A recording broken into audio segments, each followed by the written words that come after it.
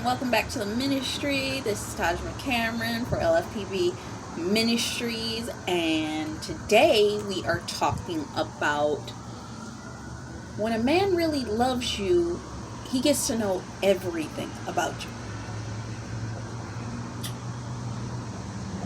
How do I want to tackle this? This is actually, I keep telling y'all this, and some of y'all probably don't even believe me. This is an article I wrote 5 years ago.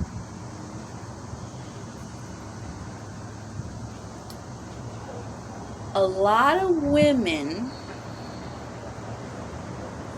have a tendency that they aren't willing to wait for what's meant for them. When a man really loves you, he learns everything about you. When women have tendencies not to truly understand in relationship and how it should really work.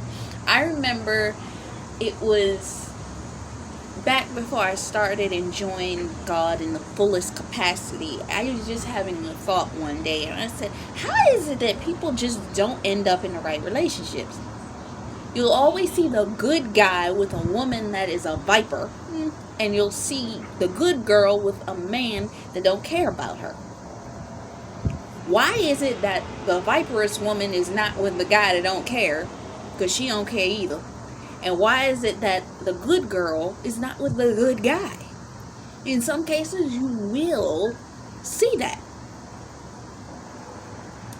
How did those people get it right? Did they walk with God? Could that possibly have been the reason?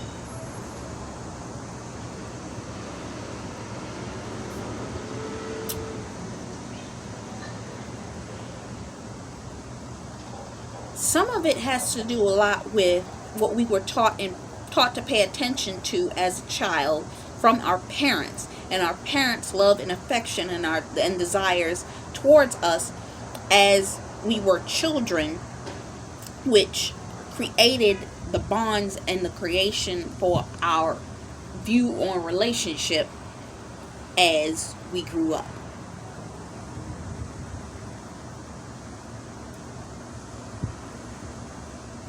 Yesterday, I looked at a video from one of the psychiatrists, Christian, that I listened to, and she shared a clip of audio of a young girl expressing her feelings towards her relationship or relationships of parents towards children.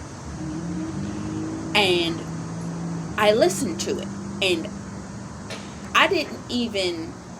I listened to the whole thing, meaning I listened to her entire story, and I listened to the psychologist's story too. But I went back and I listened specifically to the young girl, and I did a full breakdown, which is going to become a teaching. I have not figured out how I'm going to teach it yet, and in what capacity I want to teach it, because I actually did take psychology and sociology when I was in college. I enjoyed it. It was a very easy course for me.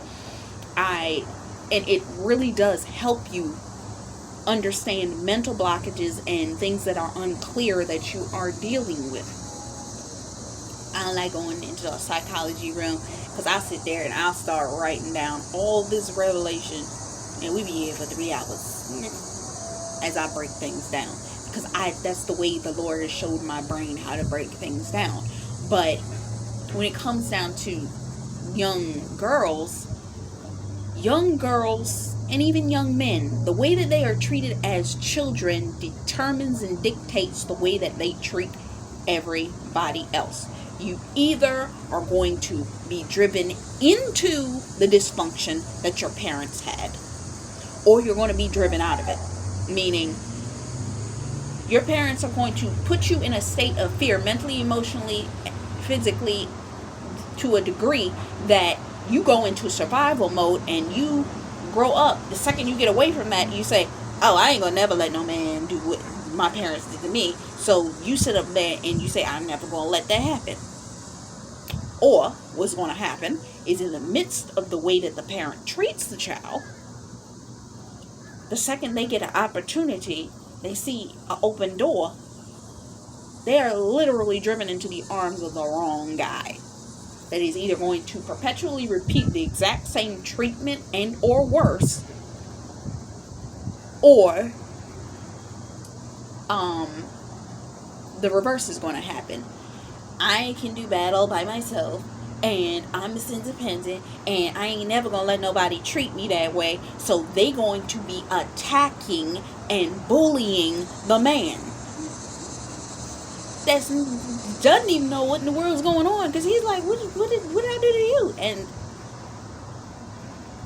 it's the truth. The men are dealing with something too from their own childhood, which makes them also, as a man, they know that they're supposed to be a provider, a protector, and so on and so forth, but they will sometimes accept certain abuse from a woman if their parents did the same thing. If they had the abuse from a mother, if they had the abuse from a grandmother, if they had abuse or that desire to please the females in the family that oversaw them. So they will be that way, and they won't leave an abusive relationship until they begin to become more confident and mature, because they were in a situation where the male figure was not in their household. So they felt like they had to support, and the narcissistic spirit that may have been present on that particular parent made them feel like they couldn't leave, because it was just this element of, I'm supposed to be the son, I'm supposed to be the provider, I'm supposed to be, and they literally go from the son to the provider for the household and the man of the house, so they feel guilty that they can't turn around and leave the situation.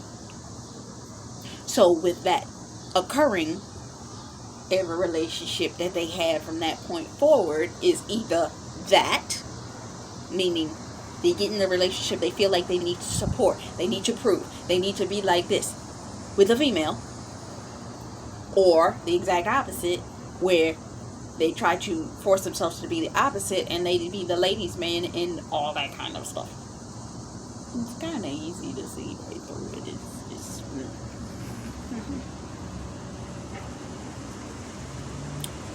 But why did I say all that?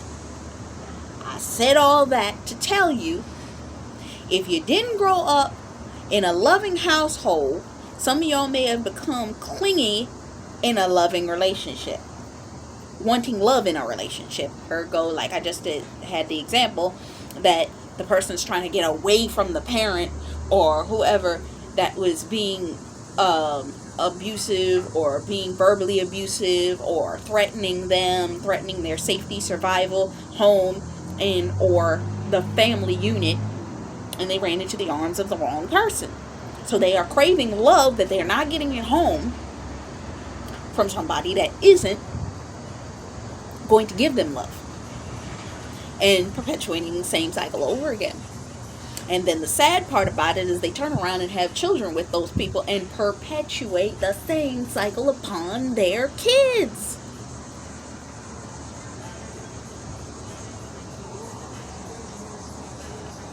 But you see, if you have a man that is interested, I'm talking about a real man that's interested in you, and he wants you and he's willing to pursue you, it's a difference, because what is her name? Loving Words by Ray, I think her name is. I know the first part of her handle is Loving and the last word is Ray, but I can't remember if it's Loving Words by Ray or Loving something by Ray, but Ray spelled R-H-A-E. She released 2 words over a 6-month period where she said that the man that the Lord is sending into the lives of the women that are preparing for kingdom marriage, they already watching you. They already are observing you. They already are seeing you. Because she talks about having had a dream where the guy was watching. And he already knew exactly what he was going to do. He was like, yeah, I'm watching you. And in the second one, they actually are watching you. They're watching what you're doing. They're watching how you're acting. They're watching how you're moving online. They're watching you. They're watching your presence online. They're watching your social media. They're watching you. But also, there are people that are preparing to give you opportunities that are watching you. Why do I say this? Because it's the first example that I can give you to say these men that are truly desiring you, they've been watching you for a while and they've been prepping to figure out how they're going to approach you. Some weeks, some months, some years. I'm serious. Some of them have been watching you for years. There's a story, and I wish somebody might be able to look this up. It was on Steve Harvey. Over 5 years ago, around Valentine's Day. And it was about this couple. Actually, they were not a couple. He was bringing them together for the first time in over 20 some odd years. And they hadn't seen each other. I think the person that wanted to bring the person on was the guy. The guy was like, I ain't seen her for years, and I want to be reconnected to her. So I decided to call your show to see, and so on and so forth. But when Steve brought the woman out, she said, that's interesting because I've been watching you on social media. I've been watching your social media page, and I didn't know that you were even. And he said, but I've been watching you too. So it came to find out, and even Steve was talking about it. So y'all been watching each other. And he starts talking about love connection. But the two of them had been observing each other the whole time. And it was just in that moment they were brought together. And the guy said, well, would you like to go out? And he asked her on television. She said yes.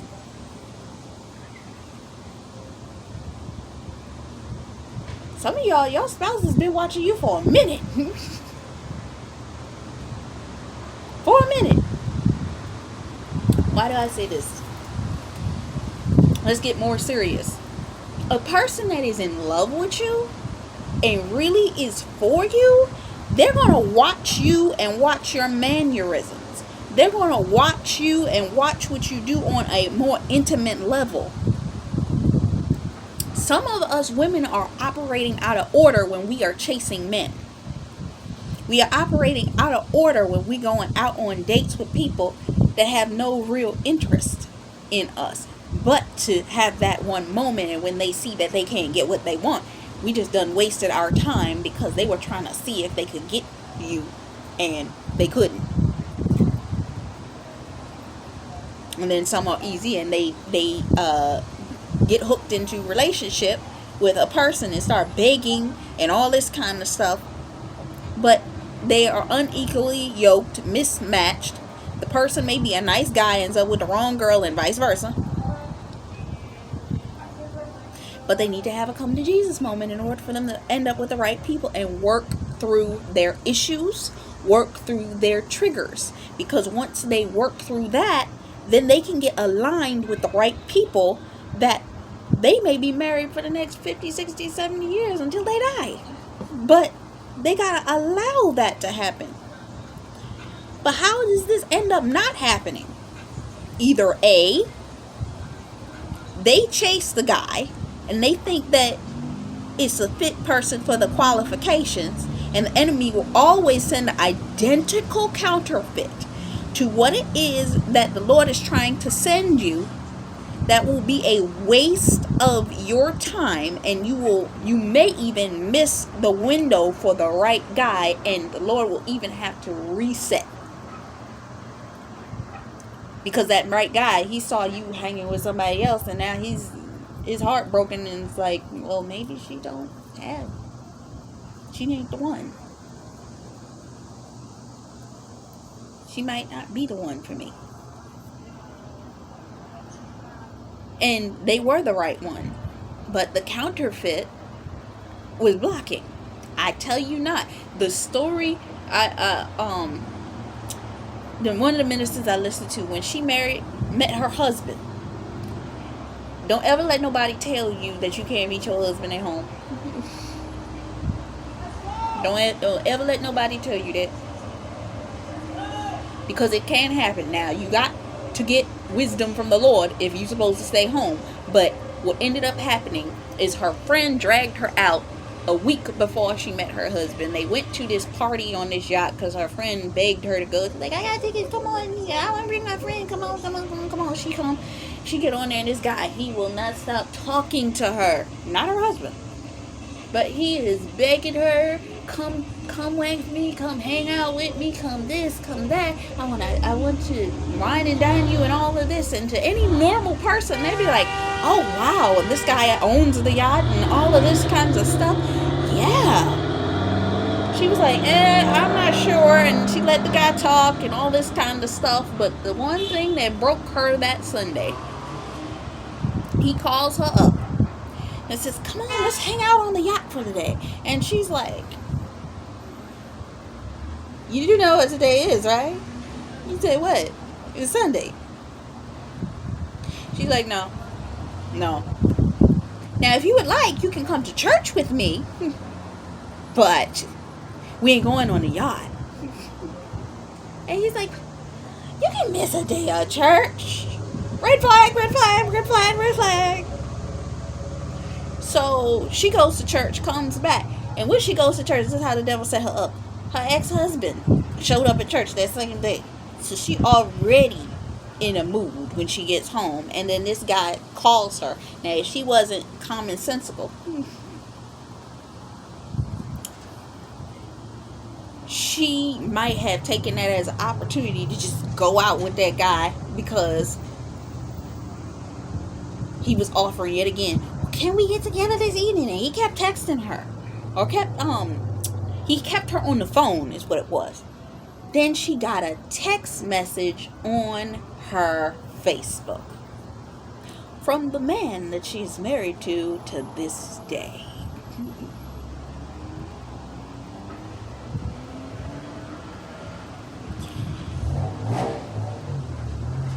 And option B.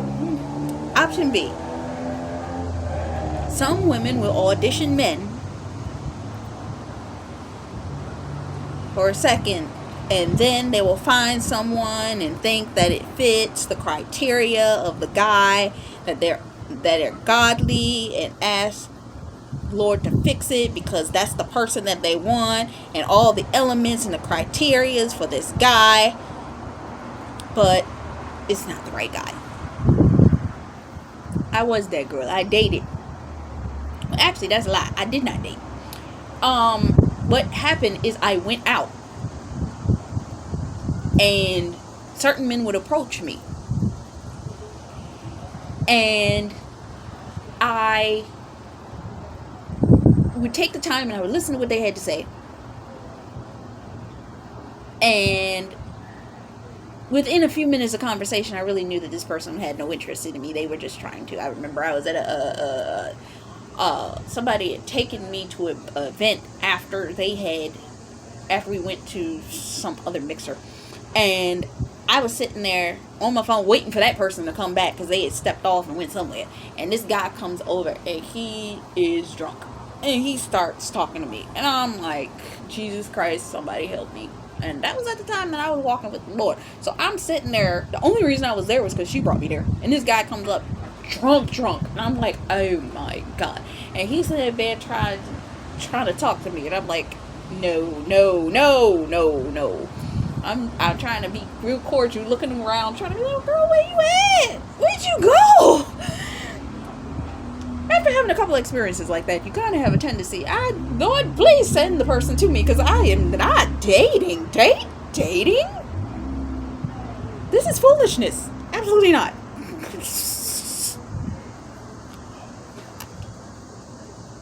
Anyway,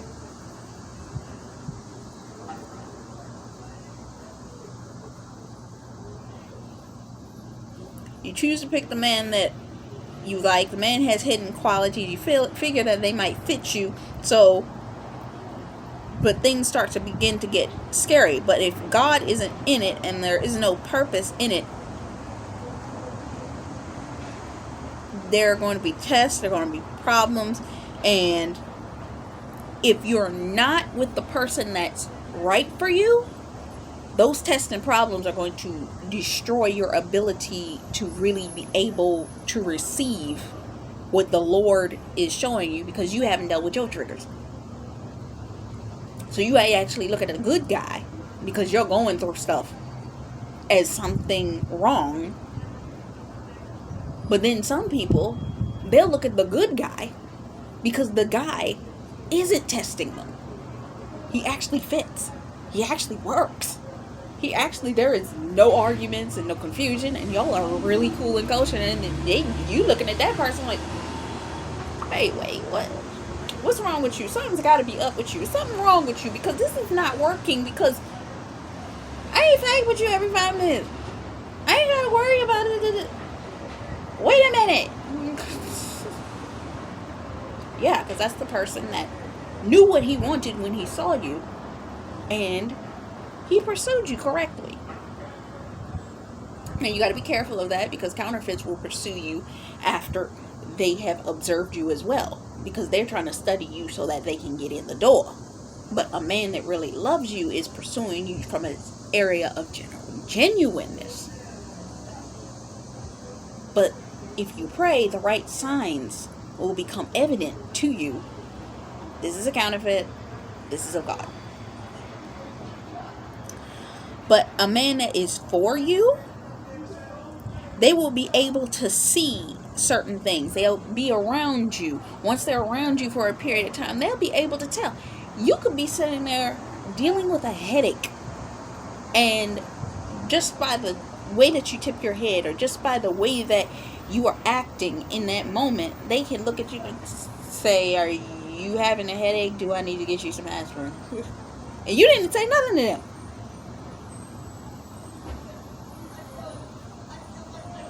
Because I'm going to just get you what is necessary in order to solve the problem.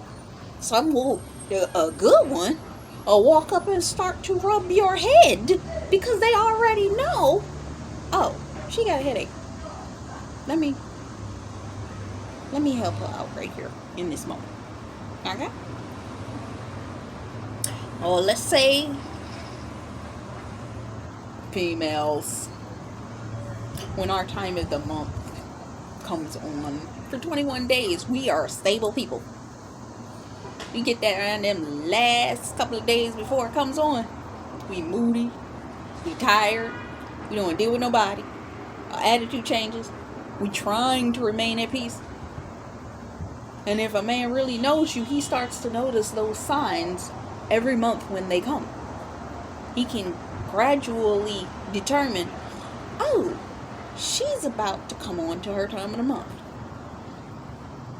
And if a man is real good, he'll know when you missed it. Because he was paying that much attention.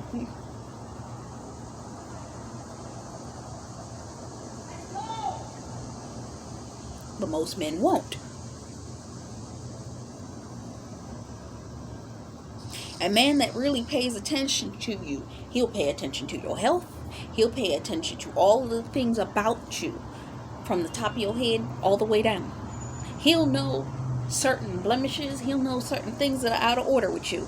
You remember in that scene in Why Did I Get Married Too? Tyler Perry was in bed watching his wife get ready for work the next day and put out her clothes. It was a simple gesture of her laying her garments out for the next morning. And he started to explain to her that he was starting to wonder if she was cheating on him. And she said, no, why would you think that? And he explained to her, detail by note, every single thing that she did for the past several weeks and up to 6 months prior of the way that she was acting. And this particular night that she had come home after a business dinner and had slept with him in a specific way that she slept with him. And he was like, did you cheat with him on that night? Because you were different that night. Because you don't do that with me. And if you didn't, were you thinking about it? And then the way the clothes changed and all this kind of stuff. A real man knows. A man that pays attention will know when something's wrong, and he'll know when something's right. Because he pays attention. He pays attention so well that it spooks you, but because of the fact that he's connected to God in such a way, that's where the connection is. He understands because he's getting wisdom from God, because God knows you that well. He may be able to get certain inklings, certain wisdom. Sometimes you may be away from him and you just think about it, and within 5 minutes he'll call you. All those little things. There's a scene in it's not that. Oh, Madea family reunion. And the two older women are sitting there talking to the young woman that's preparing to get married. And Cicely Tyson's character is telling the young woman, she's like, I was married to my husband for so many years, and we knew each other so well that sometimes he would make me so mad because he could answer the end of my sentences before I finished saying them. He could do all of these things. He knew me so well that at a point that our hearts even beated in sync. That's the kind of love that we want. That's the kind of love that we desire. That a person know us that well. And sometimes God will have it that you will have such identical taste that you ever heard people say that the person is so in tune, that y'all be so in tune with each other that it's almost like y'all the same person? You're just like, y'all are like the same person. Oh my God. You can answer each other's sentences. You can do this, that, and the other. And it's like, y'all are just, oh my goodness.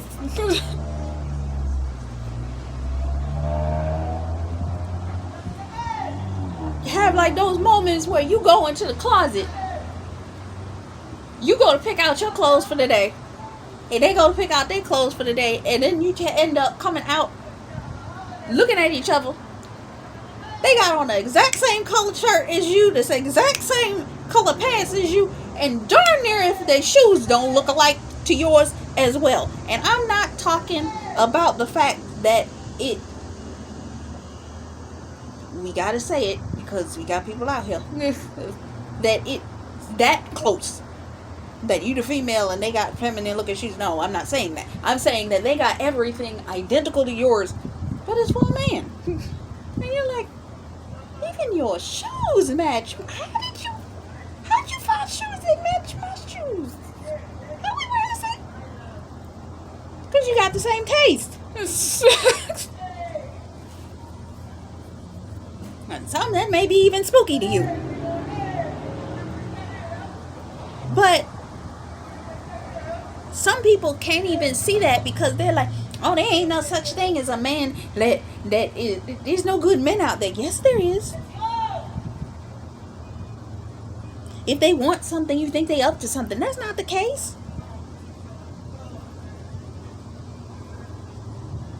They are real. Some men are actually real people. And that there may be 1,000 women out there to all these men, and there are women in church. They're looking for men in church. There ain't enough women. There are not enough men in the church. And because of that, they get stuck in the fact that, oh, I gotta look for a man in the church. Sometimes they men are not in the church, but they get vilified for finding a man in the world. But sometimes if you give it to God, God will find the man. God will organize the meeting. I've been in a spiritual debate because I was listening to somebody recently, and they were talking about, oh, you gotta go out, you gotta date, you gotta do this. Did God say that? Because there are a whole lot of Christian youthful young women out there saying that no. And matter of factly, I heard a minister recently say that it's not so much that it's out of order, but that the Lord will orchestrate it, and we have been in a season where the Lord is actually trying to cover your purity. So he's not allowing you to just be out here with everybody dating and stuff. So you got to get clarity for that. So do the men exist? Yes, they do. The problem is they don't give it to God. The problem is they don't admit they need to work on themselves first. And the problem is they weren't willing to do the work to prepare for the guy that they say that they really want. God will not give you someone that you are not ready for, and vice versa. They ain't coming for you if they aren't ready, because that is his son, you are his daughter, and that's not going to work. So these things that people are out here thinking that men don't exist, or they out here with the wrong men, they need to open their eyes and get into alignment, because God will speak to them and direct them to the right person, and it will surprise them how fully aligned that the God ordained spouse that the Lord has for them is. They couldn't even have dreamed it, because they want a man that loves them, and he will be willing to do everything for and about you. So I hope this blessed you, and I'm sorry for the ice cold water guy. Until next time, much love, faith, peace, and blessings to you. Bye-bye.